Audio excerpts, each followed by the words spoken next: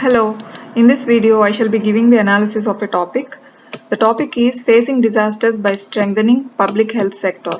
So we know we have currently health disaster, that is COVID-19 pandemic, and during this time we need to strengthen public health sector, and a strong public health sector will be enabling us to face this disaster in a very efficient way. So we'll be having an analysis on this, and we all also going to see about private health sector versus public health sector. So what are the drawbacks that this private health sector has got, and why are we only emphasizing on this public health sector strengthening during disasters? As we have got the second wave of COVID-19 right now, we need to analyze how we can mitigate with this disaster. So for that we have a disaster management machinery in our country that we call it as Disaster Management Act. So we got this act in the year 2005. This is a reactive and ad hoc act. That is, this will react to any disasters. Initially, when this act came into being, this is to be a reactive act. That is, whenever an earthquake comes or whenever a kind of flood situation or whenever tsunamis or kinds of such things come, this disaster management will go and work after the disaster has come. But later we came to know that not just reactive, we need to prevent the disasters. So for example, during COVID-19, we had no good preparedness as much we need to have. But after the COVID-19 has come, we have developed a lot. But we need to think about how we need to prevent and mitigate and respond in the initial stages of a disaster. So these mitigation, prevention and responding are added into disaster management later, which was only ad hoc and reactive for a specific purpose earlier. We need to also speak about National Health Mission to this end, which I'll be discussing further. Firstly, the health disaster management, as soon as it has come into our country, we have started doing some management activities like imposing lockdowns, price control of masks, and cost control of medical services. So these are very essential things that all citizens need. So we have controlled their prices and we have imposed lockdown. So to this extent, we are very good. But we also need to be medically prepared for the disaster.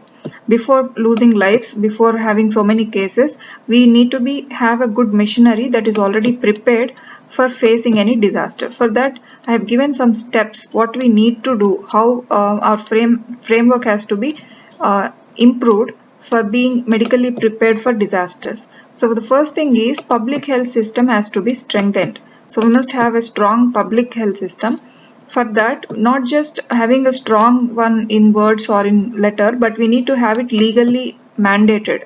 So a legal mandate or legal framework needs to come up for public health system. For example, all the government hospitals must have a specified equipment for disaster facing, must have a specified number of staff for facing disasters. So this kind of things have to be legally binding.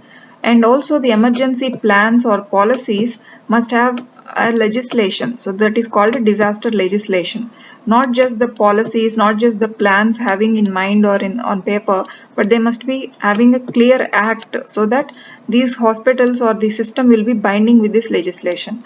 And the capacity building must be done by involving number of staff members into the hospitals by taking in good staff numbers. We already have very less doctor to patient ratio in our country.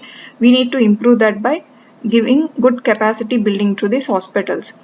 And these things are not just for the disaster, and the added positivity of them is they are even helpful when there is no disaster. So the staff or these legal mandates strengthening to public health sector, they are not just for the disaster, but they are also serving during no disaster kind of situations also. So we need to emphasize more on this particular aspect. Later, we also need to integrate our disasters with primary health care. For example, we need to bring National Health Mission into our disaster kind of time. So for this pandemic time, we need to integrate National Health Mission machinery also. So that will help us in dealing with the disaster. So for example, this National Health Mission, the positive thing is they work from community and local body levels. For example, in rural areas where there is no good scope for having huge hospitals, so they can just contact these missionary of National Health Mission people, like we have created ASHA workers, accredited social health activists, and patient welfare committees and auxiliary nurse midwives.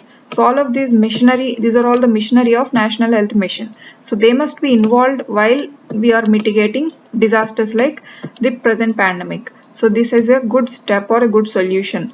So this National Health Mission will look after the primary health care, but they can also be integrated into disaster management. Later, we need this integration of primary health care through multi-sectoral action. So many sectors, not just the government, but in this we need to take in civilians or the civil societies. We can also take in private hospitals by integrating them with primary health care of public hospitals. So all of this multi-sectoral action, overall action, will give good fruits finally. We need to also engage community, and we need to do good disease surveillance. Good disease surveillance is very important, because even in the initial stages of the pandemic like this, or in the initial stages of any other diseases like the dengue outbreak or any kind of thing, when few cases are found out, the outbreak will be curbed to a major extent. So disease surveillance is very important from community basis, and essential healthcare provisions must not be compromised. For example, malaria or tuberculosis or maternity health care, childbirth and all, they all must not be compromised even during COVID time, so that we don't lose lives with other kind of diseases like malaria, TB and all. So they should not be neglected. So all of this primary healthcare must be doing well hand in hand with disaster management. And the next thing is, what are the drawbacks of private sector? Why are we only speaking about public sector? It is proved that private sector is not dependable during these pandemic times at all. I've come with some substantial steps here why it is not dependable: because they are charging too much. The overcharges cannot be borne by so much of the community. The majority of community cannot bear these charges. For example, in the initial days of this pandemic, we had cases in Maharashtra that the hospitals are charging over, and so the patients who are unable to access to these hospitals and overcrowded public hospitals were left dead because of the COVID-19 disease. So by this we can come to an understanding that private hospitals are not dependable during pandemic time, because majority of them are small hospitals, so they have weak regulation and poor organization. No disaster related care needs they possess, and they are not interested to put these disaster related care needs also, because they are not profitable to them. We know private sector is totally about profit driven, is totally about getting high end profits. So these kind of infectious diseases or unpredictable diseases are not profitable cases to them, so they don't put interest in bringing out these disaster related needs into their hospitals, and they only are interested with lucrative and high end cold cases, that is business cases, that is those cases which give them profits, so no risk cases and all. And even there are issues of health insurance, so that is a drawback with private sector. So health insurance also, so many of these small hospitals, private hospitals, they don't involve this health insurance to their patients. So these are some drawbacks that we can say that private sector is not dependable. Finally, the pandemic has brought so much of things to learn to our government, not just to our government but to the whole world, that we got so many messages and lessons that we need to be prepared for these disasters so much. So for that we need to build a robust health system from grassroots level. So grassroots level can be achieved by bringing good primary health system. As I have told, we need to integrate primary health system by bringing primary health care, primary health network also into the disaster management. So we need to build a robust health system finally to be prepared, and that's how we can make the community resilient to disasters. So the community should not yield too much. There should not be so much of fatality cases. So for reducing the fatality cases or reducing deaths and making community resilient to these kind of disasters to some extent, we need to bring up good primary healthcare system and good public healthcare system rather than depending on private sector. So this is the analysis for today, and we need to come up with our own conclusion. And thank you.